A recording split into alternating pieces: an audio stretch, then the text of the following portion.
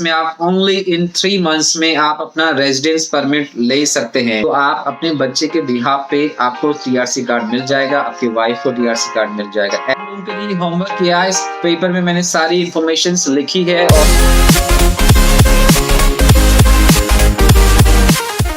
Hello everyone, welcome back to my YouTube channel. कैसे हैं दोस्तों, क्या मौज हो रही है। आज आप लोगों के लिए एक बेहद ही इंटरेस्टिंग और एक अलग इंफॉर्मेशन लेके आया हूं, जो बहुत सारे लोग पोर्चुगल इमिग्रेशन से रिलेटेड या पोर्चुगल टीआरसी कार्ड से रिलेटेड बहुत सारे वीडियोस बनाते हैं, लेकिन इस तरह की इंफॉर्मेशन बहुत हद तक मिस हो जाती है या बहुत सारे लोगों को इसके बारे में नहीं पता है। दोस्तों, ये वीडियो आप पूरी देखना और इस वीडियो को आप अपने फ्रेंड्स और फैमिली मेंबर्स के साथ जरूर शेयर करना। ये बहुत ही इम्पोर्टेंट इंफॉर्मेशन है। बहुत सारे लोग पोर्चुगल आ चुके हैं या फिर पोर्चुगल की आसपास की कंट्रीज में रह रहे हैं, लेकिन वो लोग पोर्चुगल से अपने पेपर्स अप्लाई करना चाहते हैं, या फिर आप इंडिया में बैठ के पोर्चुगल आने के इंतजार कर रहे हैं या फिर कुछ एक महीनों में आ रहे हैं, तो आपके लिए भी इंफॉर्मेशन बेहद जरूरी है। दोस्तों, सबसे पहले मैं आप लोगों को इस वीडियो में ये इन्फॉर्मेशन देना चाहता हूं कि इस समय जो पोर्चुगल में टीआरसी कार्ड का जो प्रोसेस चल रहा है, उसकी जो ईमेल आती है सैफ की तरफ से, वो कौन सी ईमेल चल रही है, उसकी मैं लेटेस्ट इन्फॉर्मेशन आप लोगों को दे देता हूं। इस समय जो टीआरसी कार्ड के लिए जो फिंगरप्रिंट्स की डेट के लिए जो सैफ की तरफ से जो ईमेल आती है, वो चल रही है एंड ऑफ अगस्त 2021 अगस्त के लास्ट वीक की मेल्स इस समय चल रही है। बहुत जल्दी सितंबर 2021 की मेल्स स्टार्ट होने वाली है।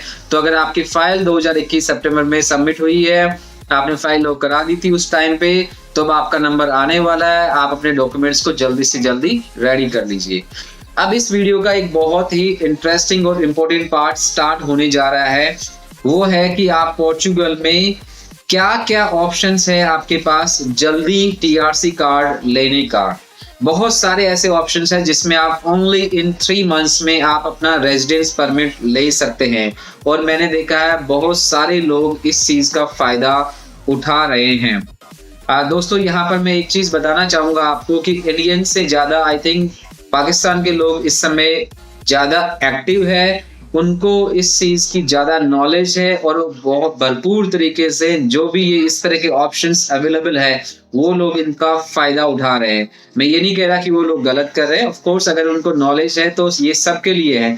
तो इंडियंस, बहुत सारे मैंने इंडियंस को देखा, उनको इन ऑप्शंस के बारे में पता ही नहीं होता। उन्होंने अपनी लाइफ में सिर्फ एक चीज सुना है, आर्टिकल 88, और लोग उसी में जाते हैं और वहीं पे फाइल लॉक कराते हैं और उसी में अपनी बारी का इंतजार करते रहते हैं, जबकि वो लोग एलिजिबल होते हैं बहुत सारे दूसरे ऑप्शंस के लिए।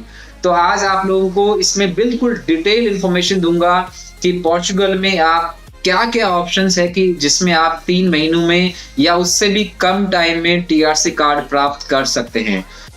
मैंने आप लोगों के लिए होमवर्क किया, इस पेपर में मैंने सारी इंफॉर्मेशन लिखी है, और मैं चाहूंगा आप लोगों के साथ ये 1 बाय 1 शेयर करना, जिससे आप लोगों की और हेल्प हो। और अगर आप इस कैटेगरी में नहीं भी आते हैं, तब भी आपके लिए वीडियो जरूरी है। एटलीस्ट आपको इस चीज की नॉलेज तो होनी चाहिए। तो कृपया आप इस वीडियो को पूरा देखना और अपने फ्रेंड्स और दोस्तों के साथ, फैमिली मेंबर्स के साथ इसको जरूर शेयर करना। सबसे पहले मैं आप लोगों को बताता हूं कि जो पोर्चुगल में टीआरसी कार्ड लेने के लिए जो लोग जिस आर्टिकल में अपनी फाइल को लॉक कराते हैं, वो है 88। सबसे ज्यादा लोग अपनी फाइल आर्टिकल 88 में लॉक करवाते हैं। और अगर आपको भी अपनी फाइल आर्टिकल 88 में लॉक करवानी है, तो फाइल लॉक से रिलेटेड इस वीडियो में मैंने पूरी जानकारी दे रखी है। आप इस वीडियो को जरूर देखना और अपने फ्रेंड्स के साथ शेयर करना। आपको कहीं और जाने की जरूरत नहीं है, आप पूरी फाइल लॉक अपने आप कर सकते हैं इस वीडियो को देखने के बाद। अगर फिर भी आप लोगों के कोई डाउट्स है, कोई क्वेश्चंस है, फाइल लॉक में आपको कोई हेल्प चाहिए, तो आप मुझे कमेंट बॉक्स में लिखना या मेरे से इंस्टाग्राम पे कनेक्ट कर सकते हैं। मैं आप लोगों की जरूर सहायता करूंगा। अब आपको बताते हैं कि सबसे पहले आर्टिकल आता है आर्टिकल 88, 89 और 90। आर्टिकल 88 और 89 के बारे में बहुत सारे लोगों को पता है। आर्टिकल 88 वो होता है जिसमें अगर आपको कोई जॉब करनी है, आप पोर्चुगल में आते हैं, अपनी फाइल लॉक करवाते हैं, आपको एक जॉब मिल जाती है किसी भी रेस्टोरेंट में या किसी भी कंपनी में, आपकी कंपनी आपका टैक्स पे करती रहती है, ये आर्टिकल 88 होता है। आर्टिकल 89 क्या होता है? आर्टिकल 89 में आप आके अपना खुद का बिजनेस कर सकते हैं, आप अपना टैक्सेस खुद पे करेंगे, आप आपका बॉस कोई होते हैं, और आप अगर आप एक सेल्फ एम्प्लॉयड होते हैं तो आप आर्टिकल 89 में जाते हैं और आप अपने पेपर्स का इंतजार करते हैं। तो आर्टिकल 88 और 89 में टीआरसी कार्ड मिलने का ऑलमोस्ट सेम प्रोसेस है और सेम टाइम है। अब यहाँ पर एक नई इंफॉर्मेशन मैं आप लोगों के साथ ऐड करता हूँ। बहुत सारे लोग जो वीजा पे इंडिया से या किसी भी कंट्री से पोर्चुगल में आते हैं, वो लोग अपनी फाइल को आर्टिकल 88 या 89 में लॉगिन करवाते हैं और फिर अपने सारे टैक्सेस पे करते हैं और अपनी बारी आने का इंतजार करते हैं फिंगरप्रिंट्स की, और फिर अपना टीआरसी कार्ड उनको मिलता है। बहुत सारे लोगों को मैंने ऐसे देखा है कि जो भी लोग वीजा पे आते हैं, लीगल तरीके से पोर्चुगल में आते हैं, after 6 tax they are eligible to get their permanent residency card. वो अपना 6 टैक्स के बाद में उस चीज के लिए वो एलिजिबल हो जाते हैं। सो मैंने बहुत सारे लोगों को देखा है कि लोग अपना एक लॉयर हायर करते हैं 6 टैक्स पे करने के बाद, और वो लॉयर कोर्ट में उनका जो ये मामला है इसको लेकर जाते हैं और वहां पर कोर्ट में बताते हैं कि इन्होंने 6 टैक्स पूरे पे कर दिए हैं, अब इनको सो एंड सो इमरजेंसी या कोई भी इस तरह की जरूरत है जो इनको इंडिया जाना इनका जरूरी है या अपनी होम कंट्री जाना जरूरी है, तो कृपया आप इनको टीआरसी कार्ड इशू करें। इस तरह से कोई भी अलग अलग सिचुएशन के हिसाब से आपका लॉयर ये इस तरह की आपके सपोर्टिंग डॉक्यूमेंट्स तैयार करके आपका केस कोर्ट में लेकर जाते हैं और वहां से वो आपको 3 मंथ्स उस केस में आपको सिर्फ 10 दिन के अंदर, अगर कोर्ट का फैसला आपके हक में आता है तो आपको सिर्फ 10 डेज में टीआरसी कार्ड मिल जाता है। इसमें ऐसा होता है कि सारे ही केसेस में फैसला आपके हक में नहीं आता है। हो सकता है कोर्ट को आपकी जो दलील रखी गई है वो सही ना लगे तो आपका केस रिफ्यूज भी हो सकता है, मतलब आपको उस टाइम फ्रेम में टीआरसी नहीं मिलेगी, आपको रेगुलर प्रोसेस ही फॉलो करना होगा। मेरा वीडियो बनाने का मकसद ये नहीं है कि मैं आपको इस चीज के लिए मोटिवेट कर रहा हूं, मेरा मकसद सिर्फ आप लोगों को जानकारी देना है। बहुत सारे लोगों को इसके बारे में पता नहीं है, लेकिन ऐसा मैंने लोगों को देखा है जिनको टीआरसी कार्ड 10 डेज के अंदर अंदर मिला है, क्योंकि जब कोर्ट आपका केस अप्रूव कर देता है तो कोर्ट सेफ को सिर्फ 10 डेज का टाइम देता है आपका कार्ड टीआरसी कार्ड इशू करने के लिए, और सेफ 10 डेज के अंदर आपका कार्ड डिलीवर करा भी देती है। ऐसा बहुत सारे केसेस में हुआ है, जो मैंने देखा है वही मैंने आप लोगों के साथ शेयर किया है। मेरा मकसद आप लोगों को किसी गलत चीज के लिए मोटिवेट करना नहीं है, सिर्फ ये जानकारी आप लोगों के लिए।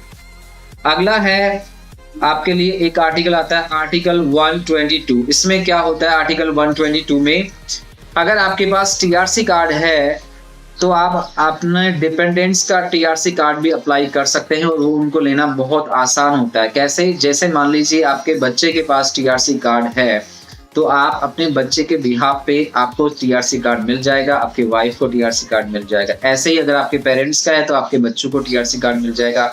फॉर एग्जाम्पल मेरे पास अगर टीआरसी कार्ड आता है तो मैं इंडिया में अपनी वाइफ को, अपने पेरेंट्स को मैं बुला सकता हूँ, उनको भी टीआरसी कार्ड मेरे भी यहाँ पे मिल जाएगा। अगर वो लोग पहले आए हुए हैं तो मुझे मिल जाएगा। ये होता है आर्टिकल 122। अगला आर्टिकल है, एक और ऑप्शन बहुत सारे लोगों के लिए होता है, जो लोग लीगल तरीके से पोर्चुगल में आते हैं, अगर वो लोग कोई भी किसी यूनिवर्सिटी में कोई एजुकेशनल कोर्स, कोई डिग्री के लिए अपना एडमिशन लेते हैं और एज ए स्टूडेंट बन जाते हैं, तो उनको भी स्टूडेंट के बिहाफ पे बहुत ही जल्दी ऑलमोस्ट 3 मंथ्स में उनको या उससे कम टाइम में उनको टीआरसी कार्ड मिल जाता है। ये भी बहुत सारे लोगों को नहीं पता इस तरह की इंफॉर्मेशन। अगला आपका जो नेक्स्ट ऑप्शन है वो है कि अगर आप पोर्चुगल मूव हो चुके हैं फैमिली के साथ और आपका बच्चा 7th स्टैंडर्ड से लेकर 10th, 11th या 12th स्टैंडर्ड तक है, तो आर्टिकल 92 के तहत आपको 3 मंथ्स में टीआरसी कार्ड मिल जाता है। अब ये देखिए कितनी अच्छी इंफॉर्मेशन है, बहुत सारे लोगों को इसके बारे में पता नहीं है, वो आर्टिकल 88 में ही अपना घिसते रहते हैं। अगर आपका बच्चा इस टाइम फ्रेम में आ रहा है और पोर्चुगल में वो स्कूल जाने लग गया है तो आपको पता है कि आपको 3 मंथ्स में टीआरसी कार्ड मिल जाएगा आपके बच्चे के बिहाफ पे। दिस इज आर्टिकल 92, तो आपको इसकी जरूर जानकारी होनी चाहिए। और उनके जब आर्टिकल 92 में जब आपके बच्चे को टीआरसी कार्ड मिल जाएगा तो फिर आप पे कौन सा आर्टिकल अप्लाई हो जाएगा? आर्टिकल 122 डिपेंडेंट वाला कार्ड आपका आर्टिकल आप पे अप्लाई हो जाएगा और आप पेरेंट्स उस बच्चे के बिहाफ पे अपना टीआरसी कार्ड ले सकते हैं। और ये सब कुछ लेना बहुत बहुत आसान है दोस्तों। जितना आसान पोर्चुगल ने टीआरसी कार्ड देना बना रखा है और पासपोर्ट देना बना रखा है, बाकी किसी भी कंट्री में आपको इतनी आसान तरीके से नहीं मिलेगा। बस प्रॉब्लम इसलिए आती है बहुत सारे लोगों को, बहुत सारे क्या मैंने देखा 95% जो लोग यहाँ पर आते हैं उनको इन चीज़ों की बिल्कुल नॉलेज नहीं होती है और उसके just because of lack of knowledge वो लोग बहुत ज़्यादा सफ़र करते हैं। उससे आर्टिकल 88 सुना उन्होंने, 88 और उसी में चलते रहते हैं वो। अगला मैं आप लोगों को इन्फॉर्मेशन देना चाहता हूँ कि अगर आपका बेबी न्यूबॉर्न बेबी होता है, इसमें एक कंडीशन है। सबसे पहले ये देखिए, अगर आप पोर्चुगल आ जाते हैं और आपने अपना एक्सप्रेशन ऑफ इंटरेस्ट मतलब आपने अपनी फाइल लोग करवा दी है और उसके ठीक 1 साल के बाद में अगर आपका बेबी बॉर्न होता है, न्यू बॉर्न बेबी, तो उसको रेड पासपोर्ट मिल जाएगा, वो एक पोर्चुगीज सिटीजन होगा। तो कितनी अच्छी इंफॉर्मेशन है ये आपके लिए। और उस बच्चे को जैसे ही कार्ड मिलता है, पासपोर्ट मिल जाएगा, उसके बिहाफ पे आपको हाथों हाथ आपको क्या होगा, आपको 2 इयर्स का रेजिडेंस टीआरसी कार्ड मिल जाएगा। बच्चे को पासपोर्ट मिलेगा न्यूबॉर्न बेबी को और आपको उसके बिहाफ पे एज ए केयर टेकर आपको 2 साल का रेजिडेंस परमिट मिल जाएगा माता और पिता को। तो कितना अच्छा होगा दोनों के लिए। जैसे ये 2 इयर्स पूरे हो जाएंगे उसके बाद में इस बच्चे के पासपोर्ट के बिहाफ पे, क्योंकि ये सिटीजन बन गया, आप अपनी नेशनलिटी अप्लाई कर सकते हैं। उसके बाद में अगला जो ऑप्शन आता है वो होता है D7 वीजा। दोस्तों ये एक बहुत ही इंपॉर्टेंट इंफॉर्मेशन है। मैं बहुत टाइम से ये सोच रहा हूँ कि कितने सारे लोग इंडिया में हैं जो D7 वीजा की कैटेगरीज में आते हैं। आई थिंक हजारों लाखों लोग हैं जो इंडिया में, जिनको मेरे को पता है कि वो D7 कैटेगरी में आते हैं, लेकिन उनको इस बारे में पता ही नहीं होता है। वो या तो टूरिस्ट वीजा के पीछे भागते रहते हैं या उनको जानकारी नहीं है, उनके लिए इम्पॉसिबल है पोर्चुगल में सेटल होना। मैं आप लोगों को बताना चाहता हूं कि अगर आप D7 वीजा 4 मंथ्स का वीजा मिलता है, इसमें आपको टीआरसी कार्ड मिलता है। इसकी कंडीशन ये है कि आपकी पैसिव इनकम होनी चाहिए 760 यूरो या उससे ज्यादा। पैसिव इनकम का मतलब जैसे आपका कोई रेंटल आ रहा है, जैसे आपकी कोई शेयर्स का डिविडेंड आ रहा है या और भी किसी तरह की इनकम है जिसमें आपका डायरेक्ट इन्वॉल्वमेंट नहीं है, चाहे आप इंडिया में रहो ना रहो, वो आपकी कंटिन्यूस इनकम आती रहेगी जिसे पेंशन होती है। अगर इस तरह की जो इनकम आपकी 760 यूरो से ज्यादा है तो आप D7 वीजा के लिए पैसिव इनकम आपकी है तो D7 वीजा के लिए आप एलिजिबल है। आप इंडिया से इस वीजा को अप्लाई कर सकते हैं, पूरी फैमिली को वीजा मिल जाएगा, आप लोग यहाँ पर सेटल हो सकते हैं बहुत ही आसान तरीके से और इसमें आपको टैक्स में भी एडवांटेज मिलता है। तो कितना अच्छा ऑप्शन है यार। देखिए आते ही आपको टीआरसी कार्ड मिल जाएगा और आपको सारी सहूलियतें मिलेगी, सारे अधिकार मिल जाएंगे। और बहुत सारे लोग जो इंडिया में ऐसे जिनकी लाखों में रेंटल की इनकम आती है, जिनकी पेंशन आती है, लेकिन उनको ये नहीं पता कि D7 कैटेगरी में वो लोग पोर्चुगल में आ सकते हैं। अगला मैं ऑप्शन आप लोगों को बताना चाहूंगा पोर्चुगल।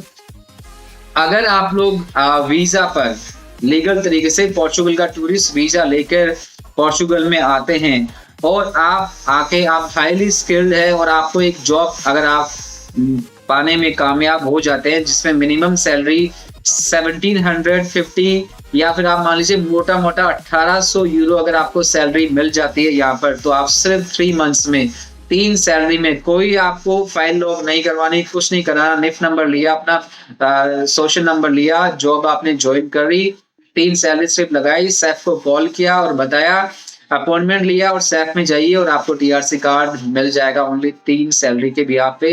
आपका कॉन्ट्रैक्ट 1 साल का होना चाहिए, अच्छी कंपनी में आपका कॉन्ट्रैक्ट होना चाहिए।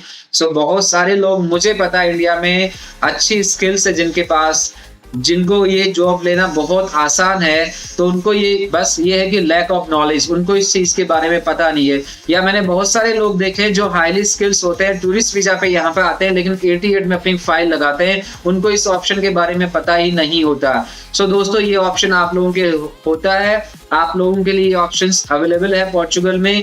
अगर आप इस तरह की जॉब को पाने में कामयाब होते हैं तो आपको टीआरसी कार्ड 3 मंथ्स में मिल जाएगा। मेरे पास अभी कुछ दिनों पहले मेरे एक फ्रेंड से बात हुई थी, वो इंडियन है, उसको ये ऑप्शन मिला है और उसको जॉब मिली है।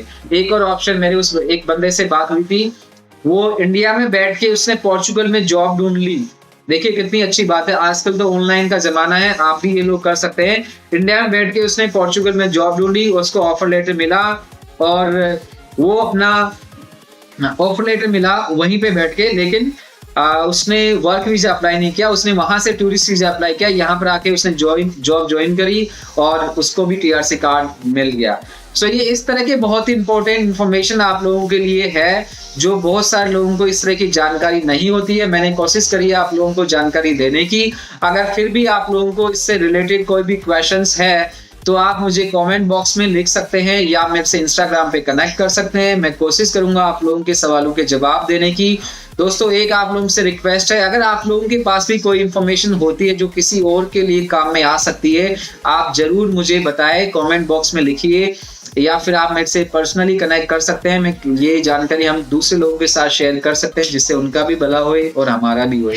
अगर आपके कोई सेप से रिलेटेड आप लोगों के पास कोई इन्फॉर्मेशन है, कोई आपके सेप से कोई ईमेल आई है आपके पास, फिंगर्स के डेट आई है आपके पास, कोई ऐसे डॉक्यूमेंट्स है जो बनाना बहुत आसान है या जिसकी हवा बनी हुई है कि ऐसा नहीं बन सकता, तो आप लोग उस तरह की इन्फॉर्मेशन मेरे साथ शेयर कर सकते हैं। आगे मिलेंगे आप लोगों से एक और नई जानकारी के साथ, तब तक के लिए नमस्ते फ्रॉम पोर्चुगल।